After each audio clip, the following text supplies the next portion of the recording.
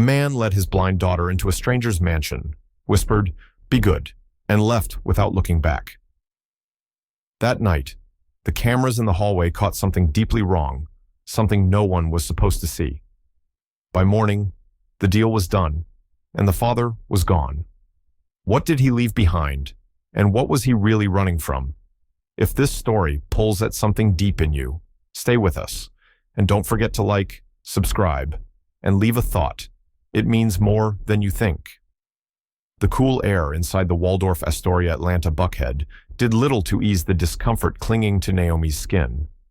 Outside, Georgia's summer sweltered and steamed the sidewalks, but in here, everything was polished, chilled, and quiet. Too quiet. Naomi Carter, 13, stood still just beside the marble reception desk, one hand on the worn leather handle of her small, brown suitcase. She couldn't see the velvet sofas or the glass chandeliers above her head.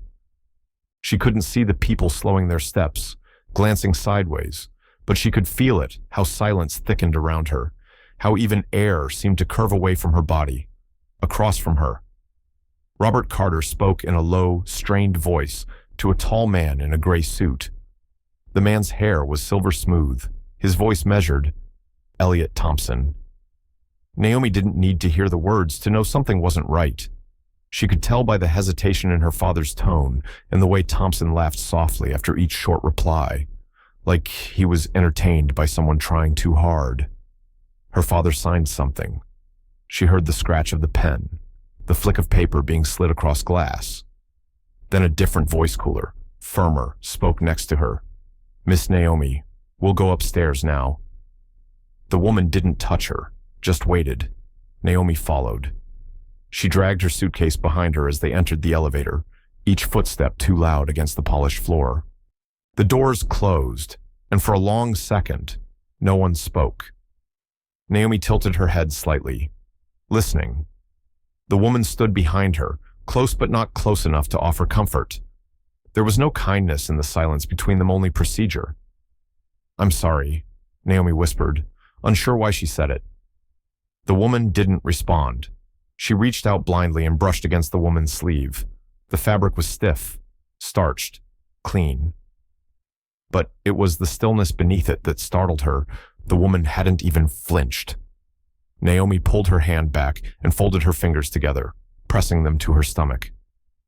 When they stepped into the corridor on the 12th floor, Naomi heard the distant hush of air vents and nothing else. No laughter, no TV hum, no cleaning carts. The hallway smelled faintly of citrus and something sharper, disinfectant, maybe. The woman walked ahead, then unlocked a door. Naomi followed the click of her heels and the soft hiss of the carpet until the woman stopped. "This is your room," she said flatly. Naomi stepped in. The air was even colder. Carpet under her shoes, space. A strange, faint humming, like something running behind the walls. The woman didn't explain anything, didn't offer to help her unpack. She just walked back out and closed the door behind her. Then came the sound. 2 soft beeps, 1 long click. Naomi froze. The lock. She waited, listened. Nothing. Her hands tightened on the suitcase handle. She moved forward slowly, reached out to find the bed. It was too large, too soft, not like anything she'd slept on before. She perched at the edge. The silence settled again, but it wasn't the kind that came with peace. It was the kind that follows doors, locking behind you. She turned her head toward the window. She couldn't see it, but she knew it was there. She always knew where the light should be. And still, it felt like there wasn't any. She lay down, fully clothed, suitcase still upright beside her. She didn't cry. She didn't even breathe deep. She just waited. Downstairs. Elliot Thompson stood at the concierge desk with a scotch in one hand, checking his watch. Behind him, Robert Carter was already walking toward the exit, not looking back. On the 12th floor, Naomi shifted slightly. Her back prickled as she heard a faint voice, maybe filtered through a headset, maybe from outside the door. It was female. Cold. "Packages upstairs. Prep the room. Start sterilizing." She didn't know what that meant, but her body did. She pulled the blanket up to her neck and lay still, listening to the hum in the walls, wondering if anyone else could hear what she heard. She didn't know who to call, but she knew. Tonight, something was ending. Naomi woke to a silence too complete, like the world had forgotten to breathe. The air around her wasn't still. It was humming, mechanical, sterile. She couldn't see it, but she knew it wasn't night anymore. The warmth of the previous day was gone. So was the softness of the hotel bed. Her skin prickled with cold, the kind that came not from the air, but from metal and tile. Her left hand ached. Something tugged gently at the back of it. She reached her right fingers across her chest and found a thin plastic tube taped to her skin. The bandage was tight. Her arm felt heavier than it should. When she shifted, her back flared with pain, sharp and raw. She winced and pulled the sheet closer. The smell in the room wasn't perfume or detergent. It was sharp, chemical. Something that stung the nose and reminded her of the tiny medical trailer back in town after her vaccinations. But colder. She whispered, "Dad," but her voice broke. Then again, "Hello." No response. Somewhere in the distance, a vent clicked on. Footsteps approached. She tensed. The door opened with a hiss. Not a knock. Not the soft creak of a regular hotel room. This door had pressure seals. "Good morning, Naomi," a woman said flatly. The voice wasn't familiar. It wasn't unkind, but it had no warmth either. It had the crisp rhythm of someone who read instructions more than she spoke with people. Naomi didn't answer. "You'll need rest. Your schedule begins early tomorrow." There was the sound of a tablet screen being tapped. Then the woman read, as if ticking off items on a grocery list. 6:30 blood work, 9:00 ultrasound, 11:00 general anesthesia. Naomi's mouth went dry. I think there's a mistake," she said, her voice small. "Why would I need surgery?" The woman, who hadn't identified herself, only replied, "You'll be prepped in time. Don't remove the IV." "Where am I?" Naomi asked. Silence. "What kind of surgery is this?" The woman tapped once more, then turned. "You'll be under observation. A nurse will check on you in 30 minutes. Naomi sat up slowly, ignoring the burning sensation that raced through her ribs. She heard the soft shuffle of paper as the woman placed something on the side table. "Who are you?" "My name is Valerie. I'm your medical case supervisor. I didn't agree to any surgery," Naomi said. Louder this time. Valerie paused at the door. "Consent has already been documented. Try to rest." Then she was gone. Naomi's hands trembled as she reached for the paper Valerie left. She couldn't read it. There was no braille, no raised letters, just smooth paper. She lay back slowly, blinking hard. She wasn't in the hotel anymore. This wasn't a suite. The sheets were stiff, the air sterile, the silence controlled. She tried to retrace her memory, but it all blurred after she was led into the room. The soft hum of the elevator, the bed, the voice in the hallway, then nothing. She sat up again, her heartbeat quickening. With effort, she swung her legs over the side of the bed. Her feet touched cold tile. No carpet. She walked slowly, hands out, tracing the wall. There were no windows, just flat, hard surfaces, a single chair, a small table, the hum of machines behind the wall. She made her way back to the bed, breathing shallow, the IV tugging behind her. Then the door opened again. She froze. Valerie walked in, slower this time, holding a device. Naomi heard the familiar chime of a call being placed. "This will only take a moment," Valerie said, not to her. Naomi turned her head toward the sound. A voice crackled through the speaker, smooth, precise. "Show me." Valerie turned the device. Naomi couldn't see it, but she didn't need to. The voice on the other end was Elliot Thompson. "Has the dosage been consistent?" He asked. "Yes, sir. Good." And the room sterilized. No mirrors, no light sources beyond ambient. She hasn't seen anything. There was a pause. "Perfect," he said. "Keep it that way, until I say otherwise." The screen went dark. Valerie put the tablet away, then turned to Naomi. "Sleep if you can," she said, not unkindly. Naomi didn't reply. She lay back down, heart pounding. The door closed with a quiet hiss. And for the first time in her life, Naomi wished her world was even darker because now she feared what she might see. Light poured from above, but it didn't feel like daylight. It was too white, too fixed. Naomi blinked beneath the glow, her senses slowly adjusting. The ceiling, if it could be called that, was a sheet of glass revealing a network of pipes, wires, and blinking lights, like a dissected machine suspended above her. It buzzed faintly, as though alive in its own rhythm. She shifted her weight, and a sharp ache pulsed through her wrist. A bandage still hugged the joint where the IV had been. Something about the tightness felt too exact. As she moved, the bed beneath her didn't creak or sigh. It was stiff, mechanical, elevated on a frame that hummed when she adjusted. Not a hospital bed, not quite. The door opened with its usual hiss. Naomi tensed. Valerie entered, wearing the same beige uniform as the day before, clipboard tucked beneath her arm. Valerie walked to the bedside without speaking and took Naomi's wrist. She turned it gently, examined the bandage with clinical disinterest. Naomi resisted the urge to pull back. "Where am I?" Naomi asked. Her voice was low but steady. Valerie didn't look up. "You're in post-operative recovery, Facility 3, Thompson Estates." She released Naomi's hand. "Everything is covered. There's no cost to you." Naomi frowned. "That's not what I asked." Valerie glanced down at the chart. "You're stable. Vision enhancement procedures will be evaluated in 3 days. For now, limited movement. Is this a hospital? It's private care." Naomi sat up slowly, her legs weak. "I didn't agree to any of this." Valerie's expression didn't change.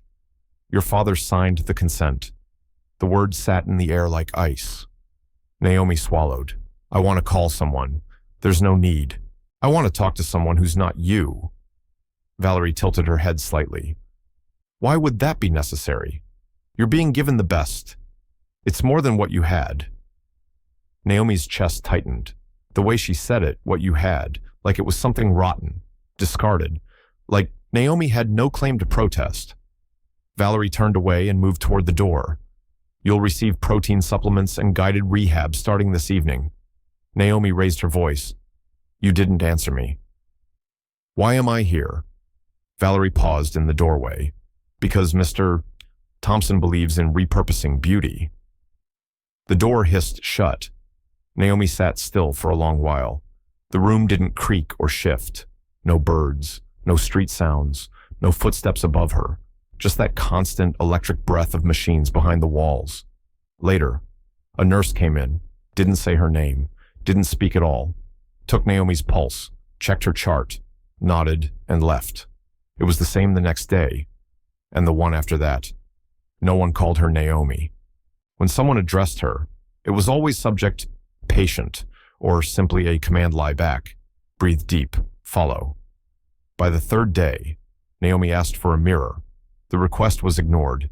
She asked for books, music, something familiar. Silence. The fourth day. She asked for light. She wanted to feel the sun, not this clinical brightness above her. The nurse said, "Natural light can disrupt the healing curve." Naomi laughed, just once. "You mean it can make me remember?" No reply.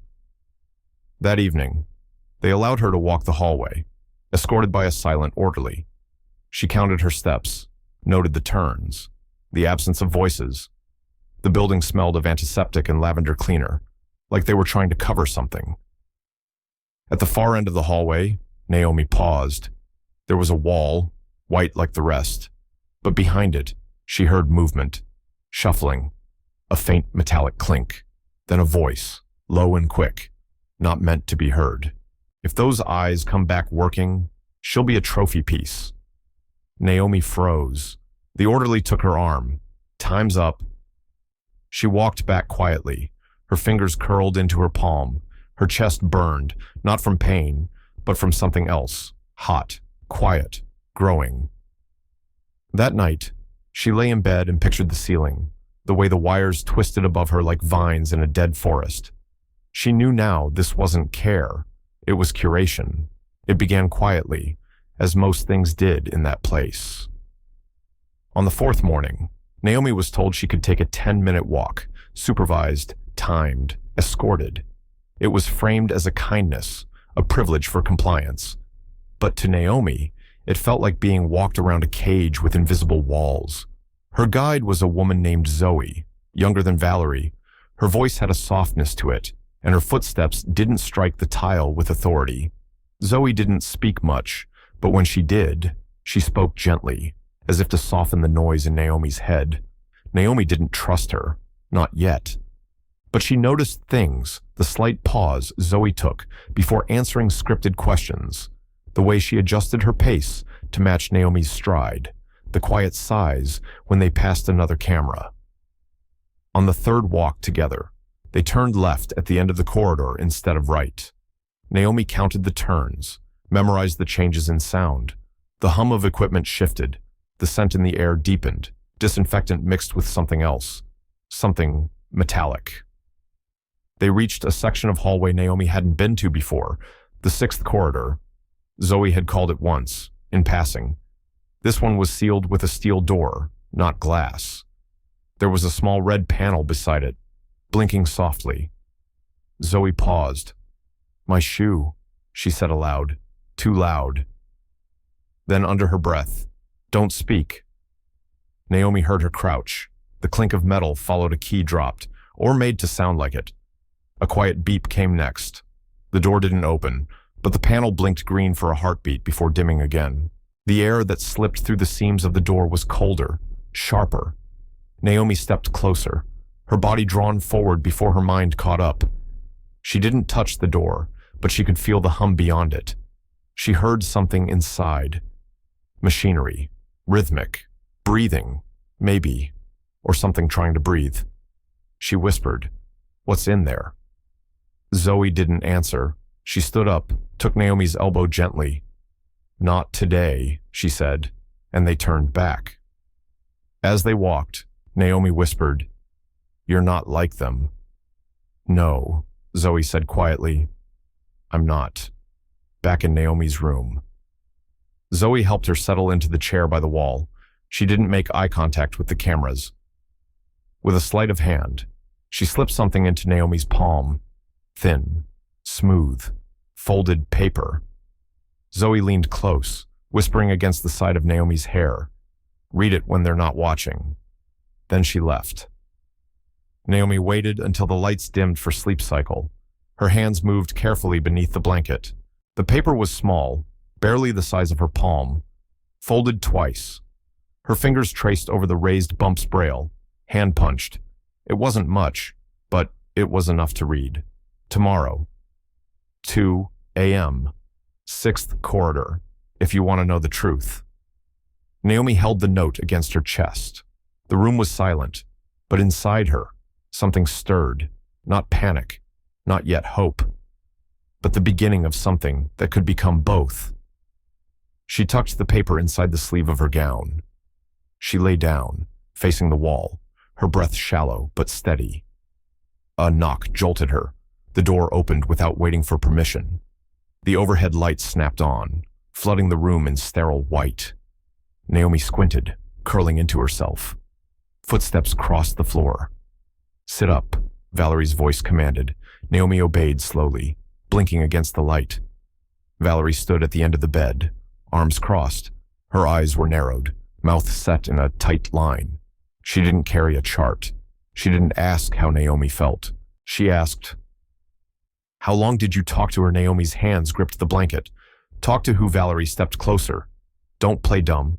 You've been quiet, but not blind." Naomi swallowed. "She's just a nurse. She's not a nurse." Valerie's voice was quieter now, but harder. The silence that followed felt heavier than shouting. "You think you're special?" she asked. "You're not the first. You won't be the last. They always think they're clever." Naomi didn't reply. She stared straight ahead, heart pounding. Valerie leaned in, lowering her voice to a near whisper. "If you leave that bed at night, Naomi, you'll wish you hadn't." Then she turned off the light and walked out. Naomi didn't move for a long time. Her hands were still shaking when she reached for her sleeve again. She read the paper once more with her fingertips. Tomorrow. 2 a.m. By the next morning, Naomi's schedule had changed. No more silent walks with Zoe. No more 10 minutes of stillness beyond her walls. Valerie appeared every few hours now, her voice sharper, her clipboard thicker. Naomi was only allowed out of bed for brief intervals. Even her meals came pre-measured and silent. The room seemed to shrink with each hour, but Naomi had the paper, folded small, tucked into the hem of her pillowcase. She reread it nightly with her fingers. Friday night, 4th floor, supply wing, 3rd door past the freezer, drawer 3. The waiting burned worse than any needle they'd put in her arm. On the 5th day, during dinner, something shifted. Beneath the lid of her tray, tucked just beneath the protein bar, was something thin, cold, metallic. Her fingers found it. A key. Flattened and oddly shaped, like it belonged in a panel more than a door. Along with it, barely visible, a second note. This time, not Braille, but pressed ink. Naomi could make out only one line by the impression left behind. To A. She tucked the key into her sleeve. That night, she didn't sleep. She lay still beneath the artificial light, counting her breaths. 142, 175, until the hallway monitors dimmed and the corridor outside dropped into its false sleep. At 1:56 she slid out of bed. She moved with deliberate slowness, each step rehearsed. She wore the same plain gown, her wrist wrapped in fresh gauze from a vitamin drip earlier that evening. But under the fabric, clenched in her hand, was the key. The hallway outside was empty. Zoe was waiting near the corner. No smile. Just a single nod and the silent turn of her wrist to check the time. They didn't speak. Zoe led the way, her steps silent as always. They passed through 2 sensor doors using the key. Naomi memorized each left and right, the texture of the tiles changing beneath her bare feet. After 3 turns, Zoe stopped in front of a nondescript white panel set into the wall. "This is it," she whispered. Naomi followed her in. The room was cold. Paper, wood, dust. Not cleaned like the rest of the facility. Old cabinets lined the walls, each marked with names and dates. Naomi's fingers brushed over the handles, reading silently through touch. Carter, Naomi, batch 9. She hesitated. Her stomach clenched. Then she opened the drawer. The folder inside was thick. She reached in, touched the edge of a plastic sheet, then paper, then something thicker. Zoe pulled the file out fully and set it on the table. A single page sat on top, typed, stamped, notarized, guardianship transfer, Robert Carter to Elliot Thompson. Her name was in bold. The clause below it read, "In the event of non-compliance with aesthetic program, client forfeits all financial guarantees. Refund not applicable after day 3 post-arrival." Naomi stared at the paper, though she couldn't see it. She ran her fingers along the edge and felt every corner like it might cut. There was another sheet underneath. Payment record, $1.1 million. Direct deposit to Robert Carter. Dated 1 week before Naomi was brought to the hotel. She closed the folder. "He sold me," she said. Zoe didn't reply. She simply rested her hand on Naomi's shoulder. Naomi shook her head slowly. He didn't even hesitate. The air in the room felt heavier now. Naomi's breath echoed in her chest like it was trapped. Her hands were cold, not from fear, but something deeper, resignation. Maybe. He knew what this place was. She added, "Yes," Zoe said quietly. Naomi pressed her palms to the table. Why would anyone do this to their own child? Zoe didn't answer. The silence stretched until Naomi asked, Why are you still here? Because I wasn't brave enough to leave when I had the chance. Zoe opened her mouth to say more, but the lights above them flared on. A voice came from the door. You're not authorized to be here. Naomi spun around. A tall man stood in the doorway, uniformed, holding a baton against his hip. His face wasn't angry, just tired. Zoe stepped forward. We're returning. No files were damaged. He raised his hand. Stop talking. You're done. Naomi stood still, folder still in her hands.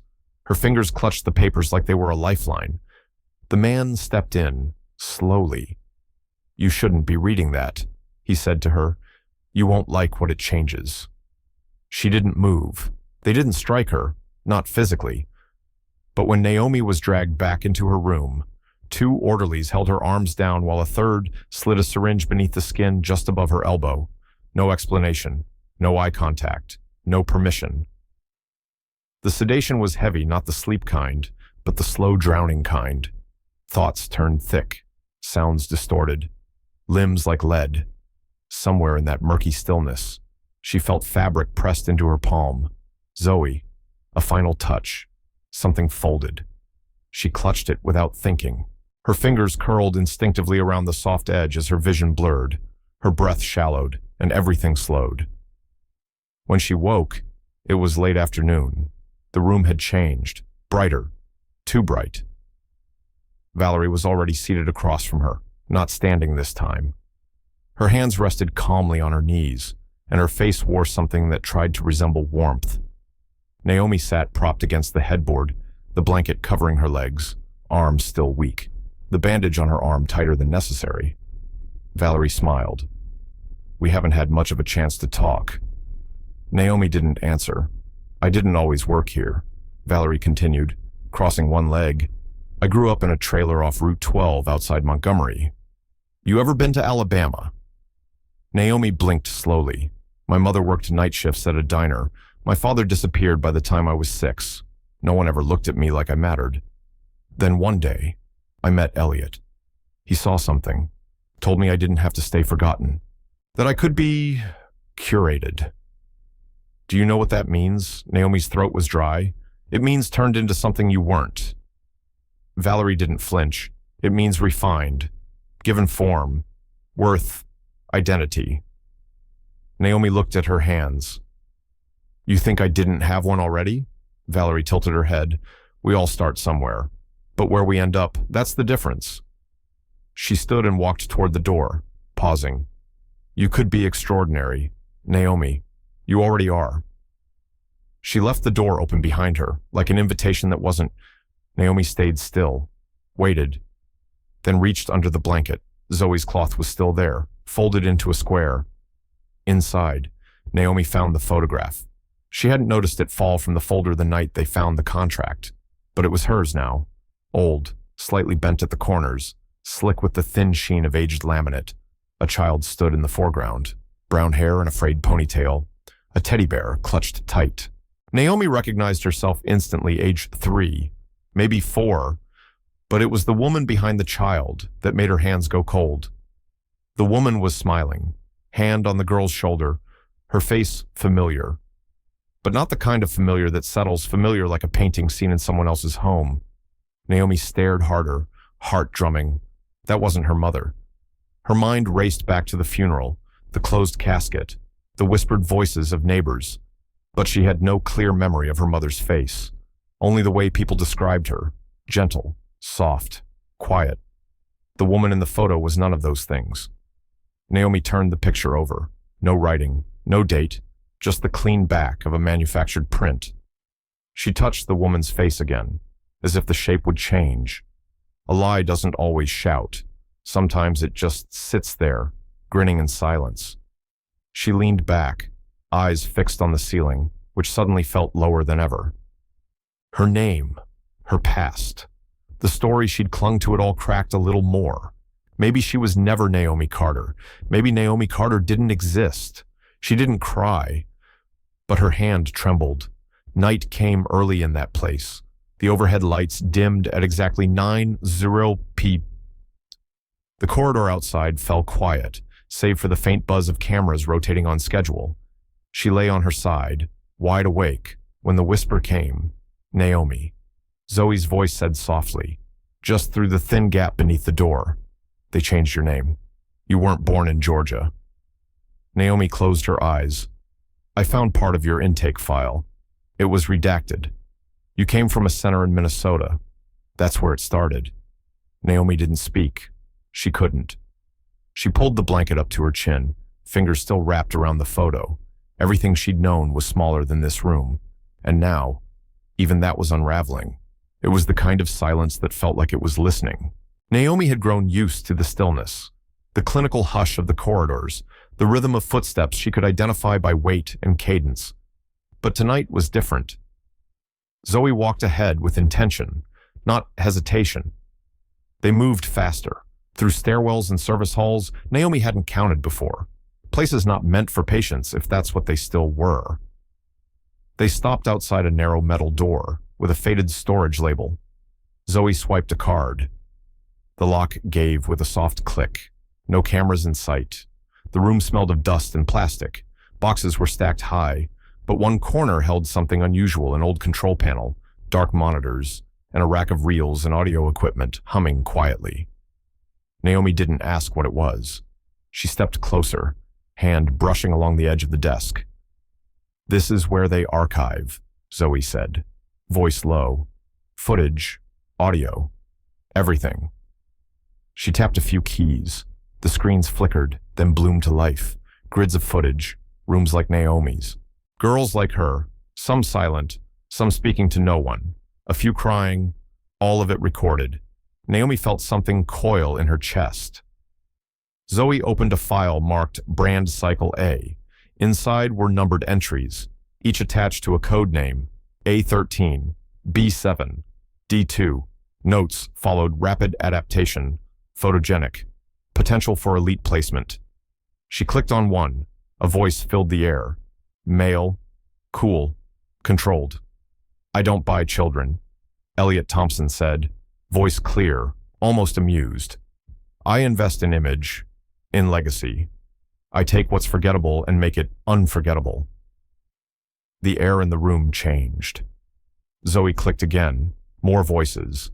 Another male. "Subject B7 is behind on linguistic benchmarks. Facial recovery is excellent, though. Recommend mild sedation for compliance." Then a third clip. A woman's voice. Even familiar. "Subject Naomi shows atypical resistance. Emotional memory stronger than projected. Suggest early phase reconditioning." Naomi turned toward the speaker. Zoe froze.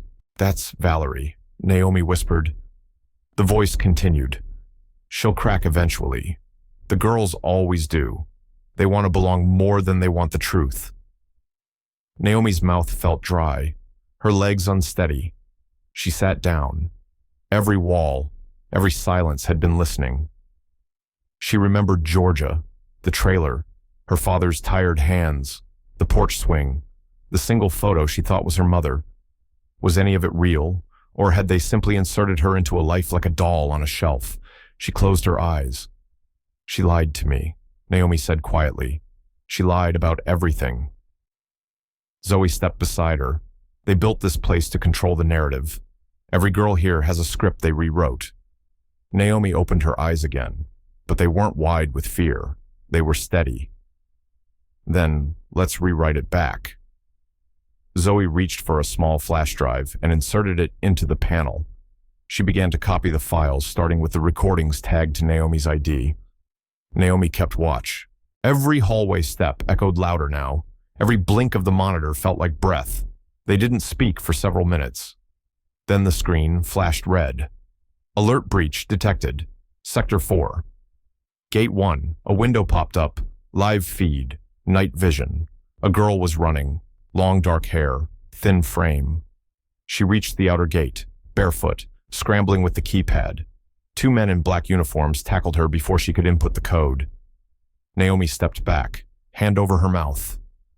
"No," Zoe whispered. She almost made it. The girl was dragged off screen, kicking, screaming. Then, nothing. Behind them. The door clicked again. A new voice called from the hallway. "Who's in there?" Zoe yanked the drive free. Naomi reached for her hand. They ran. The wind behind Thompson Estates always smelled like rain. Not the clean kind that washed cities, but heavy, swollen air that gathered around brick and rust. Naomi pressed her hand against the cool glass of her window, listening. Somewhere in the dark, beyond her pain, the supply trucks were already lining up. Zoe paced the room in steady rhythm. She had a piece of twine in one hand, a habit Naomi noticed she returned to when thoughts outpaced her words. "We'll have under 12 seconds, Zoe said. "That's the window." Between when the sensor resets and when the truck turns back toward the gate, Naomi sat at the edge of her bed, blanket wrapped around her knees. And if it doesn't work, Zoe didn't stop pacing. Then we try again, or we get caught. That part neither of them said aloud. Later, huddled in the hallway storage where the dim bulb flickered overhead, Zoe finally spoke what had been stuck in her chest for days. Her voice cracked, low and taut. "Years ago, I was offered release," she said. "A man I'd never seen before handed me a paper and said I'd be free if I named someone else to take my place." Naomi turned slowly. "I didn't." Zoe continued. "I couldn't. But it means they know how to make people disappear. And if we go, if we're loud, visible, they'll trace every piece of me that ever existed. And you." Naomi's voice trembled. What pieces Zoe didn't answer, but the weight in her gaze said more than silence ever could. That night, they crept down the back corridor that led to the loading bay. The path passed through what had once been a conservatory, long since converted into a service tunnel. Ivy still pushed through the cracks. Naomi brushed her hand along the stone walls, grounding herself in texture, wet, rough, real. Then she felt it. Metal ridges, ornamental design, the gate. It rose like part of the estate's skin, twisting iron welded into shapes of roses, now weathered and bruised by time. The thorns were blunt from age, but still sharp enough to catch light. Naomi stood close and whispered, "Why roses?" Zoe answered from beside her, voice thin. "He said they look delicate, but they bleed when touched wrong." They watched in silence as a supply truck pulled up. Naomi counted the seconds in her head. The engine idled. Then the gate buzzed, unlocked, and opened just wide enough to allow passage. Zoe pulled out a small wedge, shaped from an old serving tray. "This'll keep the sensor from closing, just long enough." Naomi reached for it. Zoe hesitated. "You don't have to, I do," Naomi said. She took the wedge, held it tight. For the first time, her hands didn't tremble. They slipped back into the main wing. Naomi veered left, under the pretense of retrieving water from the kitchen. Zoe would wait near the gate. But Naomi had one detour to make. The room was marked Archives, Administrative. The lock was old, easy. A clipped card still worked from the night they broke into the surveillance system. Inside, the air was dry. Bookshelves and metal file racks lined the walls. Naomi used her fingers to trace labels: philanthropic initiatives, legacy donor files, youth rehabilitation transfers. She pulled open a drawer labeled Outreach, children's programs, inside hundreds of forms, all stamped, all signed, headed with the Thompson crest. They weren't programs, they were transactions. One paper caught her hand. Case No. 9173A, Naomi Carter. Underneath, smaller text. Transferred under Section 14A. Brand conversion. Guardianship dissolved. Asset moved to Tier 2 restoration. She didn't know what half of it meant, but she didn't need to. She was never meant to heal. She was meant to sell. The lights flickered above. She turned toward the door, heart pounding. Someone stood there. Not Zoe. A woman. Late 60s maybe. White lab coat. Eyes too calm. Her badge read, Dr. Linda Roach, Psychiatry Department. She didn't blink. "Naomi," she said, her voice low. "You shouldn't be here." Naomi didn't speak. "Dr." Roach stepped closer. "We've been waiting for you to figure it out. The question is, what do you plan to do now?" The room was smaller than Naomi had expected. A basement of sorts, windowless, lined with shelves, and filled with the faint, powdery scent of old paper and disinfectant. Dr.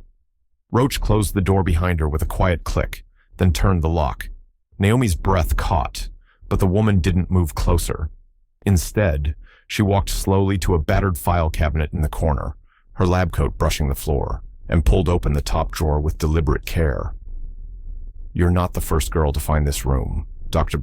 Roach said, her voice steady but edged with fatigue. "But you are the first one who dared to ask the wrong questions." She returned with a thin yellow folder and placed it on the table. Her hands trembled, just slightly, as she flipped it open. Naomi didn't speak. She stood frozen, her fingers gripping the back of the wooden chair. Inside the folder were charts, diagrams, timelines of psychological restructuring, words like suggestive implantation, auditory conditioning, and sleep cycle reinforcement filled the margins. Naomi scanned a printed chart with dates matching her birthdays, each annotated with terms she barely understood. "These," Dr. Roach said, "are the scripts they used to train you, to make you believe in a father that protected you, a mother who died in your arms. None of that was your own memory." Naomi's knees buckled. She sat down slowly, like the air around her had thickened. Dr. Roach turned to another folder, sliding out a laminated photo. It showed a woman with soft eyes and a tense smile, holding a little girl, Naomi, unmistakably younger, wearing the same pink dress from a dream Naomi thought she had imagined. "That's Elaine Mason," the doctor said. "She didn't die when you were 6. She was drugged and removed from custody. No one ever filed a missing persons report." Naomi stared, her throat burned. "Where is she now, Doctor?" Roach hesitated. "We don't know. The ones who resist too much tend to vanish entirely." But that night, Valerie herself handled the sedation. I remember because she laughed, said she'd never seen a child go that quiet so fast. Naomi's stomach turned. Valerie.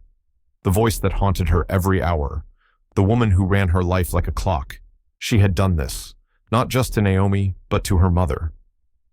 The doctor moved back to her desk, where a single USB stick lay beneath a paperweight. She held it up between 2 fingers. "I used to believe in this program," she said. "They told us it was for healing, that we were creating new futures for discarded lives. I didn't ask enough questions. By the time I did, it was too late."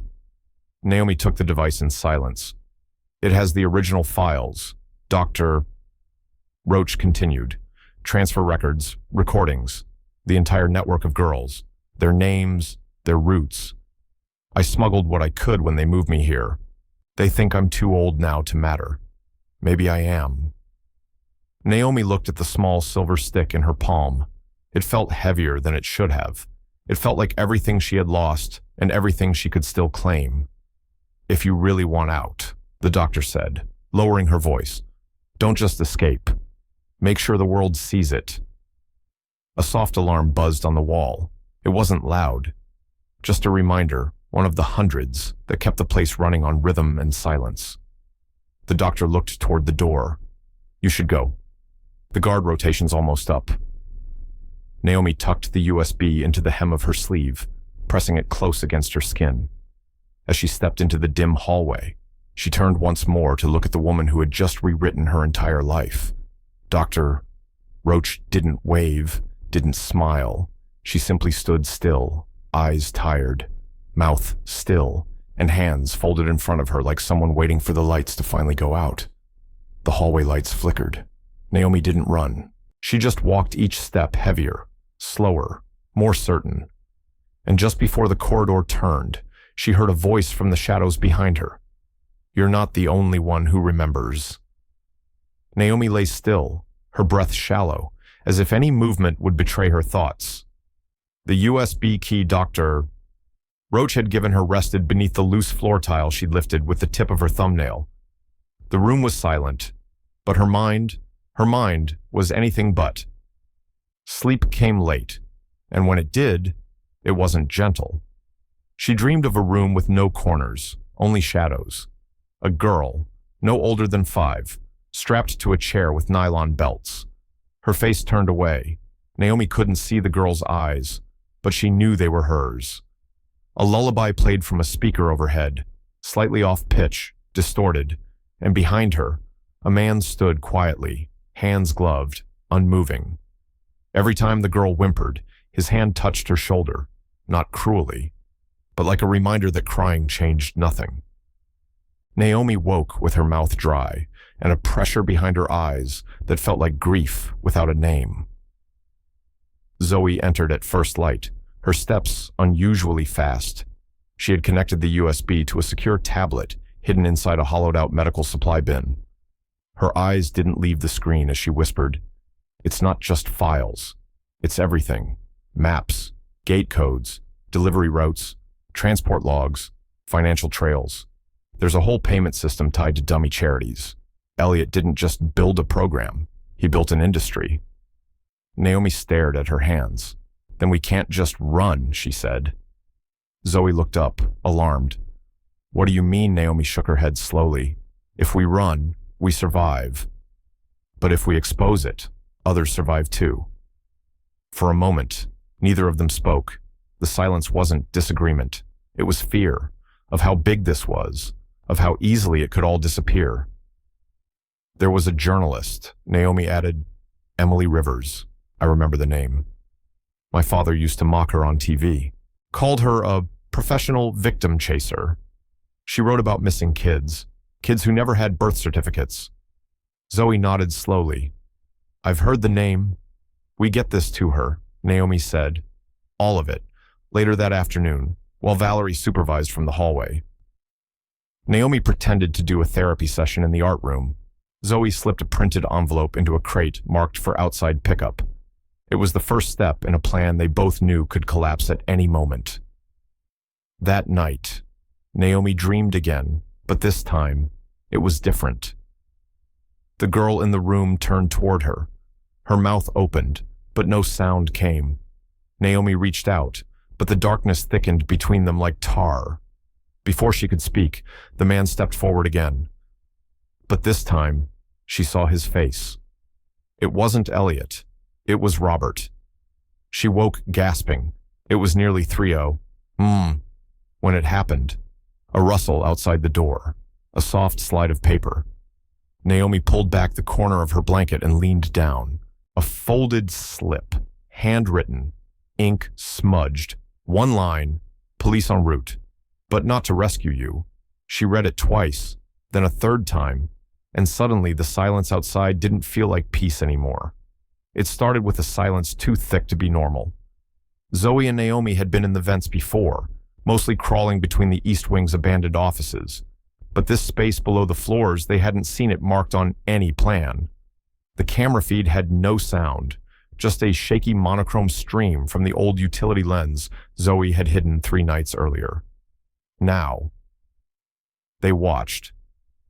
In the middle of a concrete room stood Elliot Thompson, sleeves folded just above the wrist, fingers resting on a digital projection that stretched the entire table.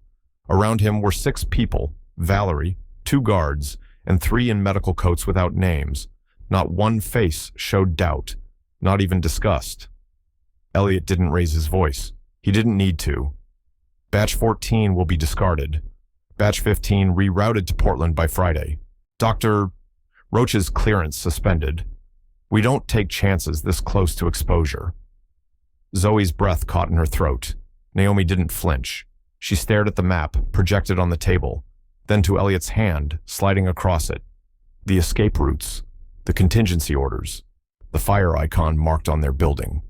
He spoke again, slower this time. "If law enforcement breaches the perimeter, initiate the protocol. 72 hours until total facility purge. Internal cause electrical malfunction. No external involvement suspected." Naomi gripped Zoe's wrist. "Did you hear that?" Zoe nodded without looking. "He's planning to burn it down." Naomi looked again at the people in that room, scanning their posture, their gaze. Then her eyes stopped. The security guard, the same one who'd caught them in the archive room weeks ago, the man who had said, "You shouldn't be here," and then walked away. He was here again, standing just behind Valerie. His eyes weren't on Elliot. They were on the ceiling, directly into the camera. He blinked once, then twice. Deliberate, Naomi whispered. He sees us. Zoe's voice cracked. Then why isn't he stopping them? The man turned his gaze away, face still unreadable, but the message was clear. He knew. And for now, he was letting it happen. Naomi didn't know what scared her more, the fire plan or the silence from someone who could have sounded the alarm. Suddenly, the feed blinked. Zoe slapped the side of the device. No, come on. The image cut to static, then black, then in red. Across the screen, emergency protocol engaged, site-wide erasure initiated, T-minus 72 hours. They sat frozen, no footsteps, no alarms, just a machine's countdown to destruction. Zoe lowered the tablet slowly. They're going to erase us like we never existed. Naomi stood without speaking. Her knees ached, but she didn't feel them. Her eyes scanned the dark hallway outside the vent. No one was there. But she knew now time wasn't something they had anymore. They had 3 days, maybe less. The moment Naomi stepped into the guest hall, everything stopped. The hum of the vending machine, the low drone of overhead fluorescence, even the whispering voices behind clipboards and badges, it all quieted. She stood barefoot on the linoleum, wrapped in the thin hospital robe she'd worn for weeks. Her hair was slightly damp. Her face carried no makeup, but her back was straight. To her left stood Zoe, hands clenched behind her. To her right, a woman with auburn curls held a tablet and a leather-bound notebook, Emily Rivers. In front, 3 men in FBI jackets, 1 county officer from Walton, and a federal marshal from Tallahassee. Behind them, the screen that used to play relaxation tapes now displayed the live feed of a morning news broadcast, aerial views of the Thompson estates. News anchors stammering over the words trafficking network and unauthorized neurological experiments. No one said her name at first. Then someone did. Not with control, not with clinical distance, but with recognition. Naomi Carter. She blinked. A tall man in uniform stepped forward, his voice low and careful. Miss Carter, you're safe now. She almost laughed, some bitter reflex flickering at the edge of her throat. Safe. As if the past decade could be undone by a sentence and a badge. But then Emily stepped forward. No press badge around her neck. No crew. Just her eyes. Steady, Naomi, she said. You did this. Naomi shook her head slowly. No. We did. Behind her. Zoe kept her gaze down, silent, but Naomi could feel her breathing, fast and tight. Zoe had risked just as much more. Maybe she could have left long ago, but she didn't. One of the agents motioned for Naomi to sit. She didn't. She asked, "What about the girls?" The others were securing the facility. The agent replied, "Batch 14 is still inside. The system was rigged to wipe in 72 hours. We've disabled the countdown. No one's being moved. No one's being touched."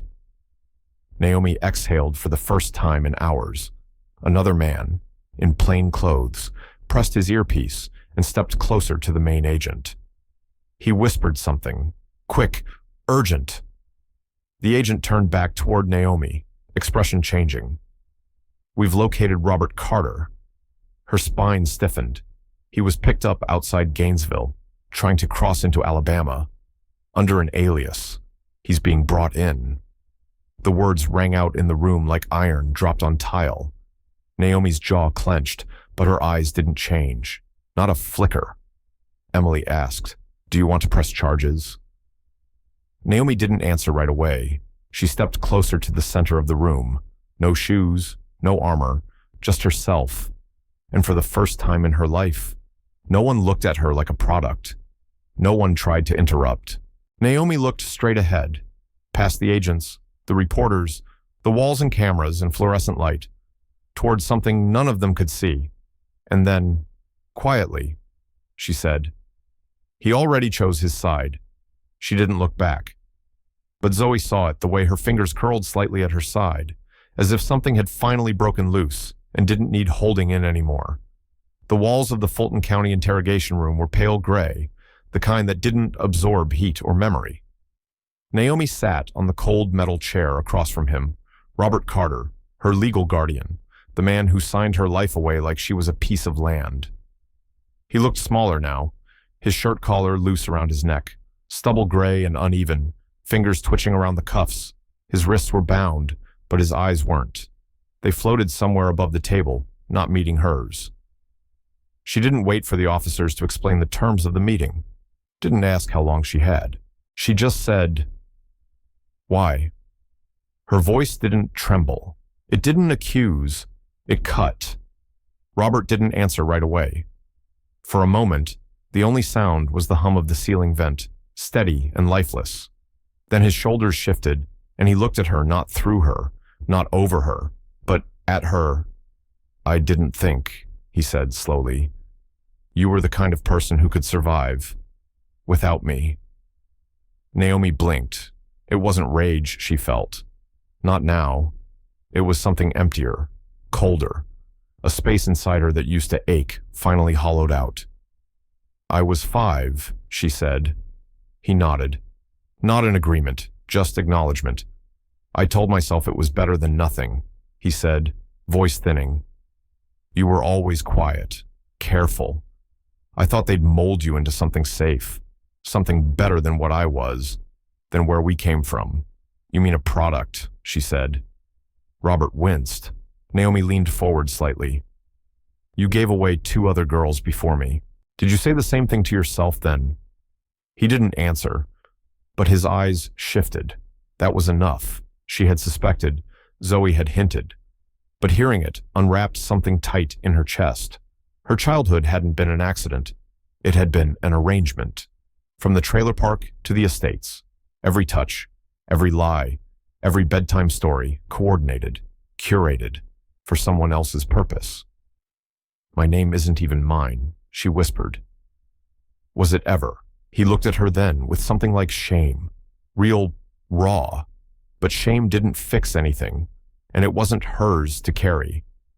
"Valerie," he said suddenly, eyes darting to the one-way mirror. Naomi stiffened. She was the one who made the first offer. "You were 3. She said she could unlock potential. Said she knew a man in Georgia who could make girls disappear clean. She brought the contracts. I just signed." He said it like that erased his part. Naomi didn't flinch. "And you kept calling yourself my father. I raised you."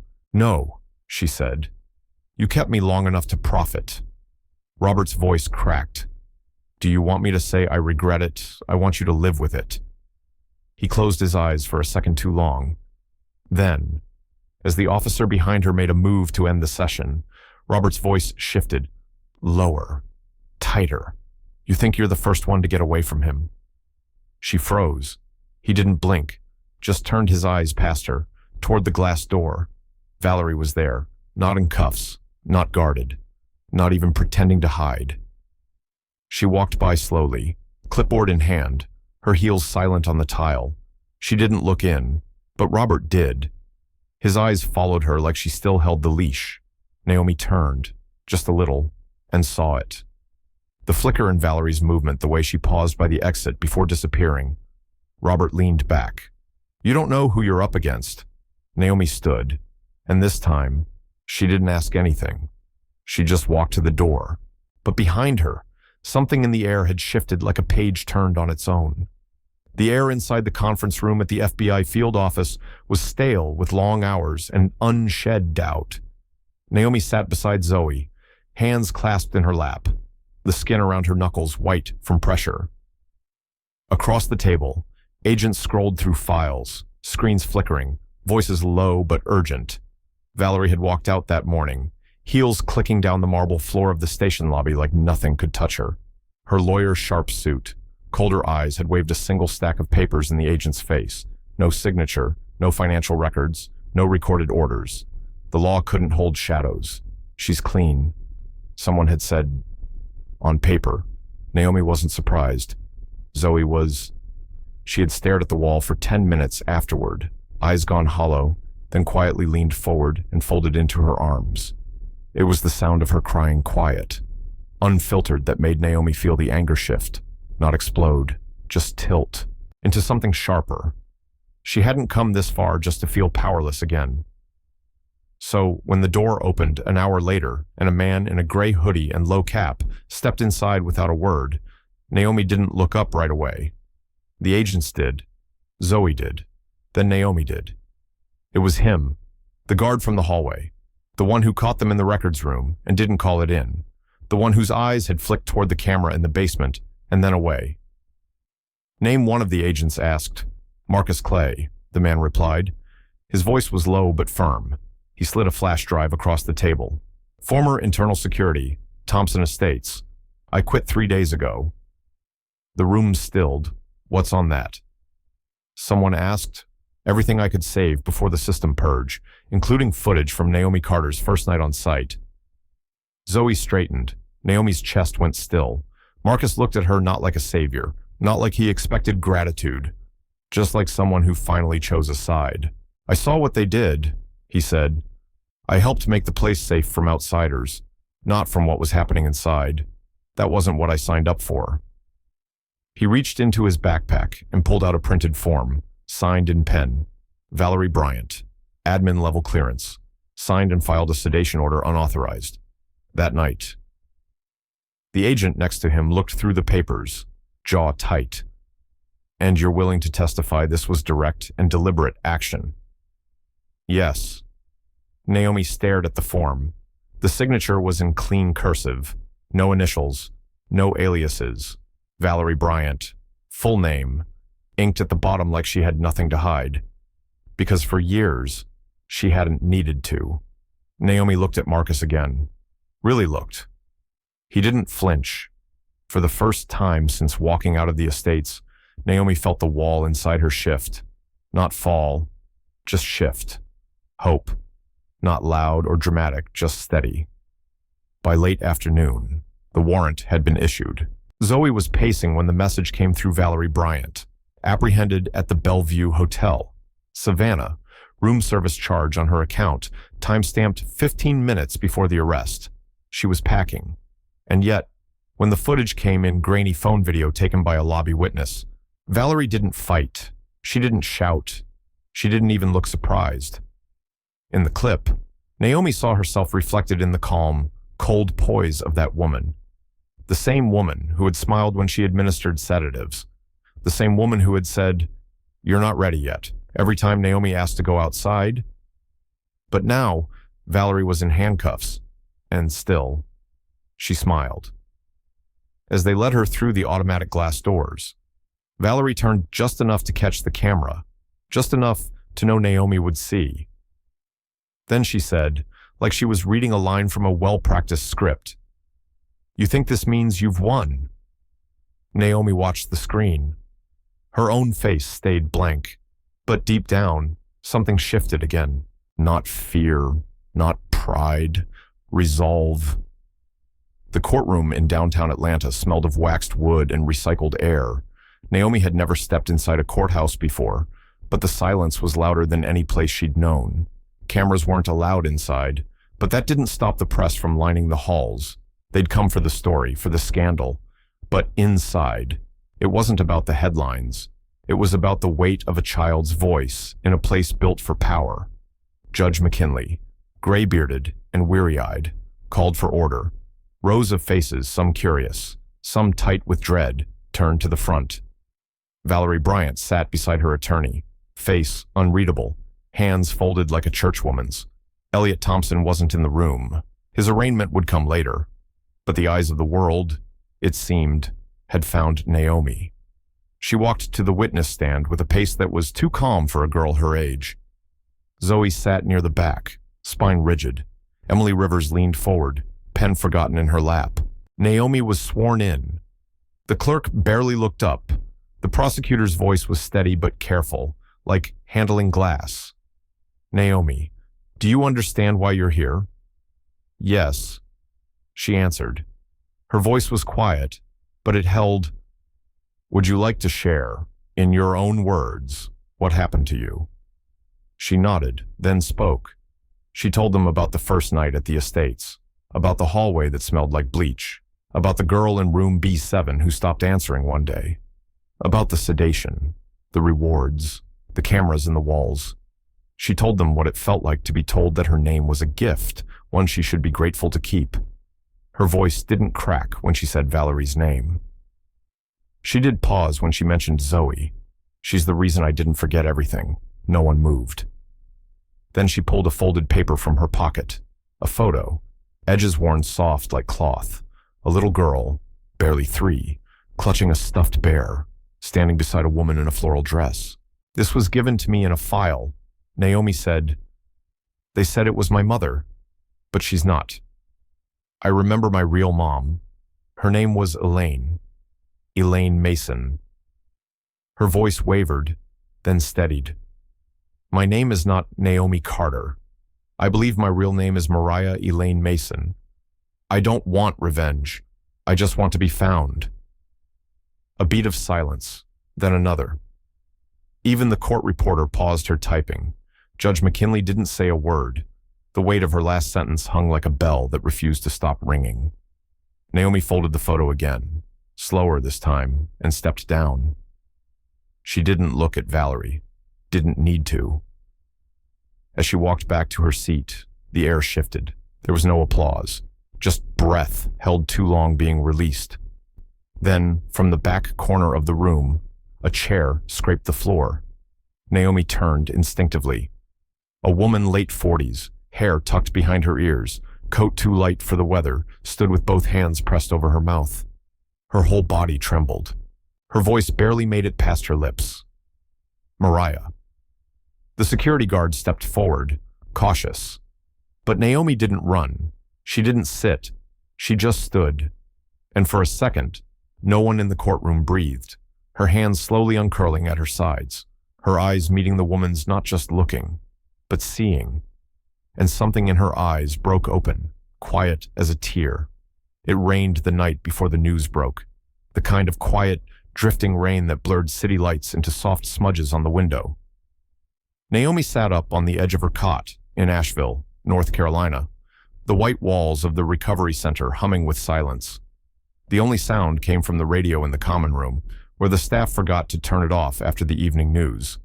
A reporter's voice, hushed but urgent, read over 40 minors rescued from facilities posing as rehabilitation homes. Federal agencies confirm involvement of multiple nonprofit networks connected to Elliot Thompson. Investigations remain ongoing. She didn't cry. She just let the words pass through her, like wind through a cracked door. Elaine Mason had visited the day before. The DNA test was conclusive. Mother and daughter, lost and found, across 12 years of silence. Elaine brought a photo album. It was faded, dusty, with plastic sheets curling at the corners. Naomi Mariah had only looked at one page. A birthday party in a small backyard. A cake tilted to one side. A woman kneeling behind a toddler, arms wrapped around her like armor.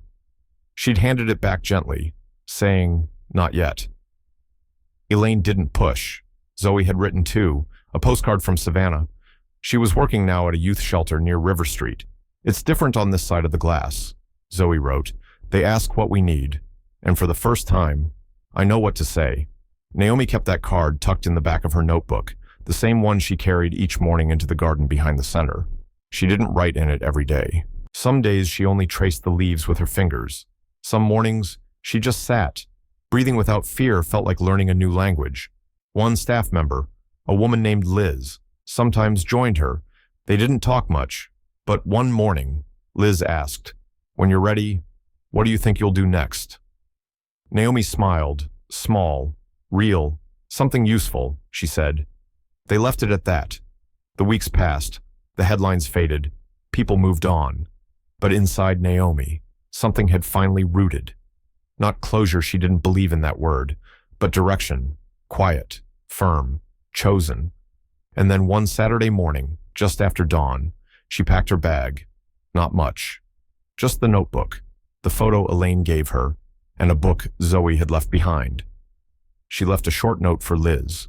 No dramatic farewells, no declarations. She walked down the long hallway of the center, where the walls were covered in watercolor paintings from past patients, some messy, some too careful. Naomi stopped at one. It showed a door, wide open, No figure in the painting, just light pouring through the frame. She stared at it for a long time. Then she walked outside. The wind was cool, brushing her cheek. The sky was low, but clear. She took a breath so deep it almost hurt, like her lungs were remembering how to be full. There was no one watching her, no guards, no mirrors on the ceiling, no hands gripping her wrist. Just the gravel beneath her shoes, the scent of pine, the road ahead. She didn't say a word. She just stepped forward, head held high. The air outside was softer than she remembered. Not warmer, not brighter, just quieter, like the world had paused long enough for her to breathe differently. Somewhere, a door had closed, but not in anger, just in release. Not every scar needs an audience, and not every answer comes with noise. Sometimes, it's enough to know the silence doesn't mean you're alone anymore. And maybe that's where a new life begins, not with a rescue, but with a return.